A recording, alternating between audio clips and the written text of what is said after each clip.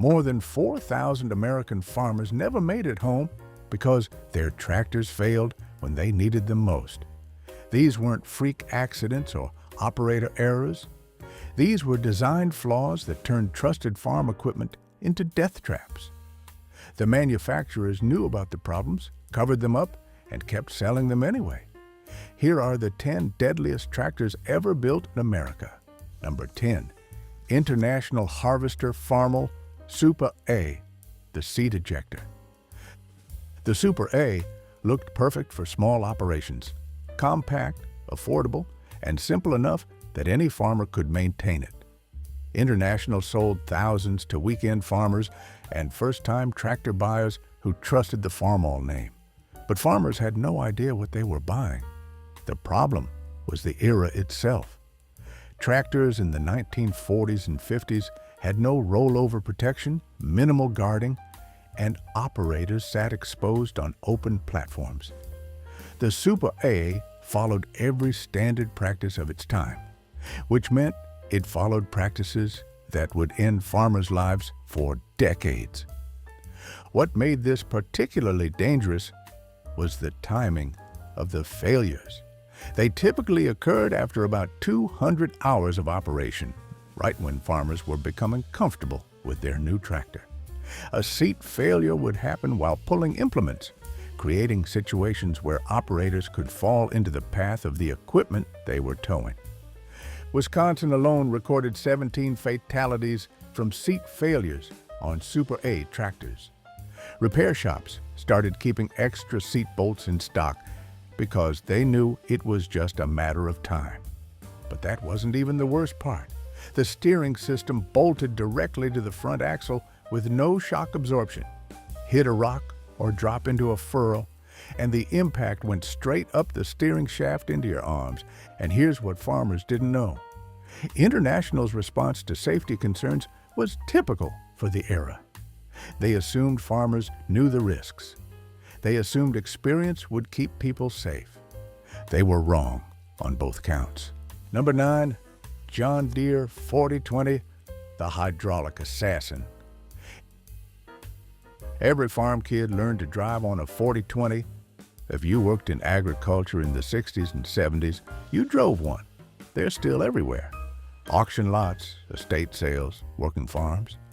The 4020 was more than equipment. It was family tradition.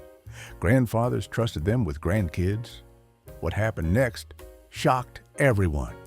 The hydraulic system operated at high pressure, pressure that could turn a pinhole leak into an injection injury that could cost you a finger or worse. High-pressure hydraulic fluid doesn't just spray. It penetrates skin and muscle tissue, causing damage that looks minor on the surface but destroys everything underneath. Hydraulic injection injuries were particularly dangerous because they often appeared minor initially. A small puncture wound might seem insignificant, but hydraulic fluid injected under the skin would cause severe tissue damage and systemic poisoning. The petroleum-based hydraulic fluid used in tractors of this era was especially toxic to human tissue, causing rapid tissue death, even from small injections. Emergency rooms started stocking amputation supplies specifically for hydraulic accidents. The PTO shaft spun at 540 RPM with guards that wouldn't stay on. The shields were held with clips that broke or disappeared during maintenance. Most farmers never replaced them because replacement guards were expensive. Clothing, gloves, loose sleeves, anything that caught the spinning shaft got wound up instantly. And here's what farmers didn't know. The 4020 wasn't uniquely dangerous. It was typically dangerous for its era, an era when safety took a back seat to productivity, and farmers paid for that decision with their lives. Number 8, Massey Ferguson 135, the tip-over king. The MF 135 was the small farm favorite through the 70s. British engineering, reasonable price, parts everywhere. It looked safe compared to American tractors. Banks approved loans easily because the Massey Ferguson name meant quality. Then the accident started. The The wheelbase was 72 inches, shorter than most pickup trucks, but it carried implements that weighed twice what the tractor did. Physics doesn't care about brand loyalty or British engineering. The 135 would tip over on slopes that other tractors handled routinely. But here's what made it truly dangerous. The rollover happened in stages that gave you false hope. First came a slight tip that felt recoverable. You'd think you could save it, so you'd stay on instead of jumping. Then came the point of no return, that split second when physics took over and no amount of steering or throttle could bring it back. Then 4,800 pounds of steel came down on top of you. Small tractors with short wheelbases face this stability challenge across the industry. The physics didn't care about the brand name. The narrow stance made it feel nimble in tight spaces, but that same narrow stance made it unstable under load. Add a heavy implement on the three-point hitch, and the center of gravity shifted dramatically. The 135 would feel fine empty, but loaded up, and it became unpredictable on any serious incline. And here's what farmers didn't know. Massey Ferguson, like other manufacturers of the era, eventually began offering rollover protection systems only after the industry slowly recognized what farmers had known for years. Tractors were killing people. Number 7. Case IH 7250 Magnum, the transmission bomb. The 7250 Magnum was built for big operations going bigger. 250 horsepower, 18 speeds, enough power to pull anything. This was corporate farming equipment for serious operations. Case IH marketed it to farmers, expanding their acreage, promising that more power meant fewer passes and higher profits. But farmers had no idea what they were buying. High horsepower tractors of this era pushed the limits of mechanical systems. More power meant more stress on every component: transmissions, hydraulics, frames. When something failed under load, the results could be catastrophic. The explosion was violent and sudden. Farmers described hearing a sound like a gunshot, then seeing metal and fluid everywhere. The transmission case would split open like a cracked egg, dumping its contents across the engine compartment. If you were lucky, you'd only lose the tractor. If you weren't, the flying metal would find you. But that wasn't even the deadliest part. Empty, the 7250 weighed 16,000 pounds, sitting mostly over the back wheels. Add a front loader, and the rear end lifted like a seesaw. No front weight meant no steering, no braking, no control. And here's what farmers didn't know. Case IH, like other manufacturers building high horsepower tractors in the 1990s, learned hard lessons about the engineering challenges of scaling up power without compromising safety. Number 6, Ford 5000, the brake betrayer. The Ford 5000 represented a new generation of farm tractors. More power than previous models, modern features, optional safety equipment. Farmers bought them believing they were getting modern, capable equipment. Banks approved financing easily. What happened next was unthinkable, but like all tractors of its era, the 5000 had safety challenges that wouldn't be fully addressed for years. Brake systems on tractors of this period often used split brake controls. Left and right operated independently for turning assistance. This design helped with maneuverability, but created potential problems. The live PTO system was marketed as a feature. The power takeoff shaft continued rotating even when the clutch was disengaged. This was useful for continuous operation of implements like balers and feed mixers, but it also meant the PTO shaft never stopped spinning during operation. PTO-related injuries were common across all tractor brands during this era. Clothing, loose sleeves, anything that caught the spinning shaft got wound up instantly. And here's what farmers didn't know. The 5000 wasn't uniquely dangerous. It was a product of its time, a time when safety features were optional, training was informal, and the industry was still learning what safe really meant. Number 5. International Harvester 1066, the silent killer. The 1066 was International's flagship. Turbocharged diesel power, optional enclosed cab, enough muscle for serious acreage. The cab was warm in winter, cool in summer, quiet enough that you could think while you worked. Farmers loved it. Banks approved loans for it. Everyone wanted one. But there was something wrong with that quiet cab. Something farmers didn't notice until it was too late. Enclosed cabs in the late 1960s were still new territory. Engineers were figuring out ventilation, filtration, and air circulation on the fly. Early enclosed cabs could trap heat, moisture, and exhaust if ventilation systems weren't properly maintained or if seals deteriorated over time. Here's what made it dangerous. Diesel exhaust contains carbon monoxide and other harmful gases. In a poorly ventilated cab, these could build up gradually. The symptoms crept in so slowly you'd never connect them to the tractor. First came headaches you blamed on long hours. Then nausea you thought was from the diesel smell. The sound insulation that made the cab quiet also masked warning signs. You couldn't hear other equipment, people shouting warnings, or even the sound of your own engine struggling. And here's what farmers didn't know. That comfortable, quiet cab felt safe. It felt like progress. It felt like the future of farming. It wasn't. Number 4, Allis-Chalmers WD45, the Phantom Brake. The WD45 was Allis-Chalmers' answer to Ford's success. More power, better hydraulics, modern styling that caught the eye. Orange paint meant quality. The WD45 promised everything the Ford 8N delivered, but better. Dealers loved them. Farmers trusted them. For a few years, the WD45 was the tractor everyone wanted. Then farmers started noticing something strange. Brake systems on tractors of this era faced challenges that modern designs have solved. Brake drums could overheat during sustained use, especially on slopes or with heavy loads. When brakes got hot, they'd fade.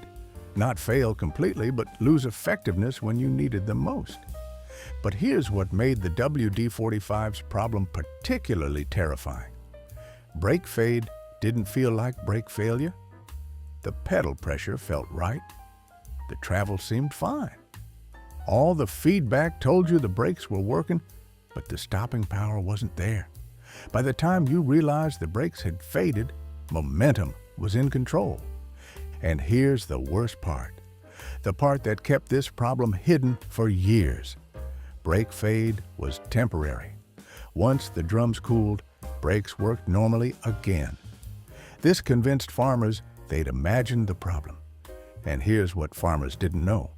Allis-Chalmers addressed brake performance concerns through design improvements in later production runs, but never recalled the existing tractors.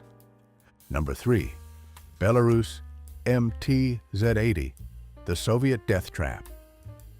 The MTZ80 came to America in the 1980s when farms were struggling and farmers needed affordable equipment. Soviet engineering meant simple, rugged, cheap, half the price of comparable American tractors. Dealers marketed them as proven technology. If it worked in Siberia, it would work anywhere. American farmers, desperate to keep operations running during the farm crisis, bought them by the hundreds. They had no idea what they were getting into.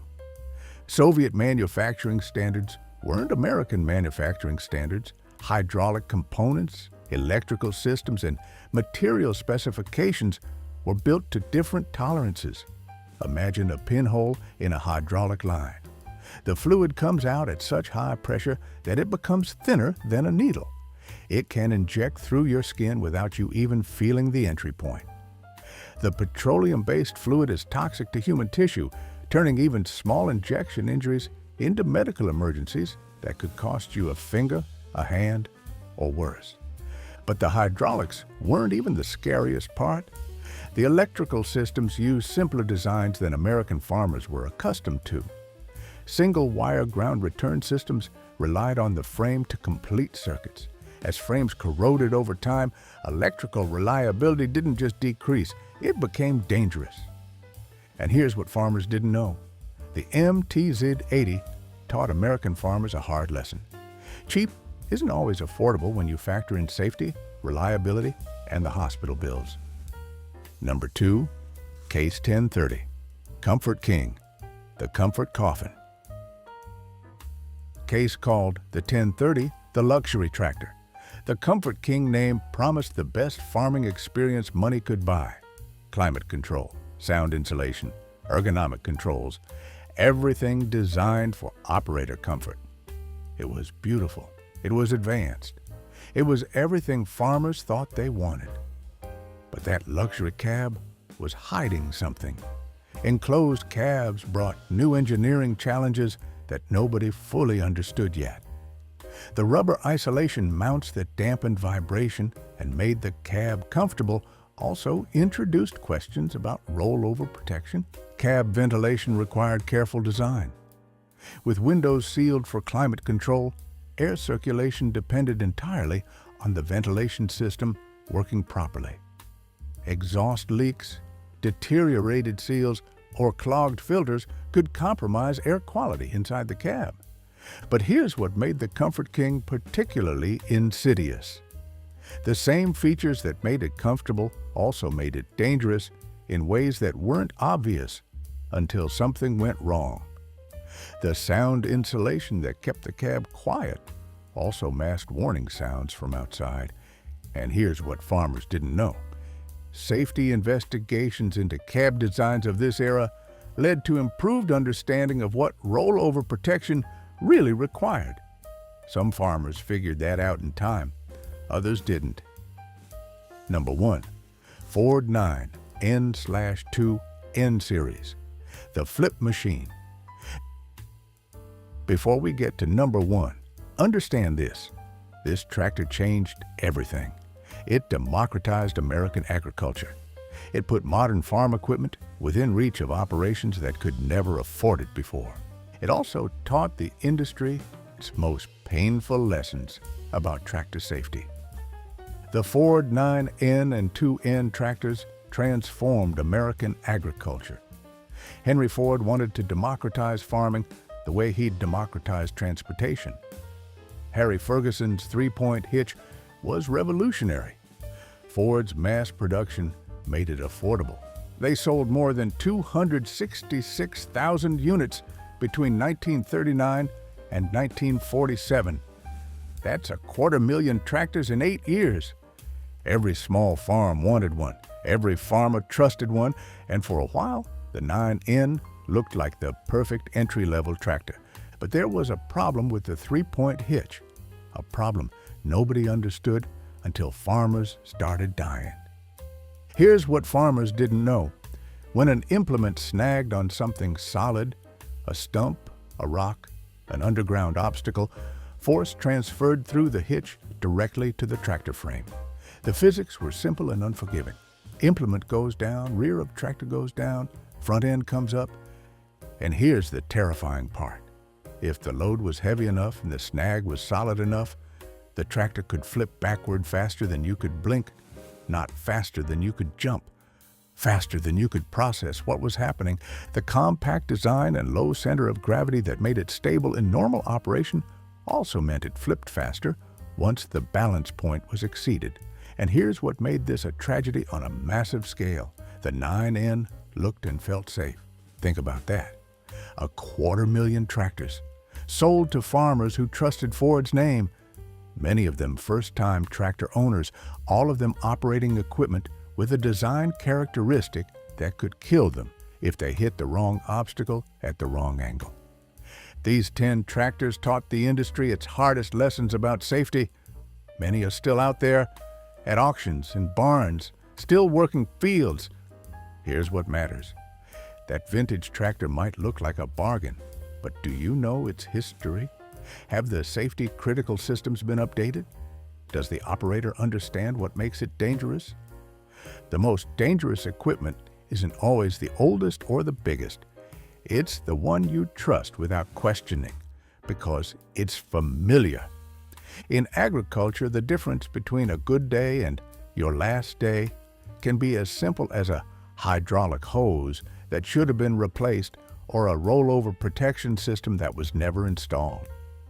The safest tractor is the one whose operator knows exactly what can go wrong. Don't be the one who learns that lesson the hard way.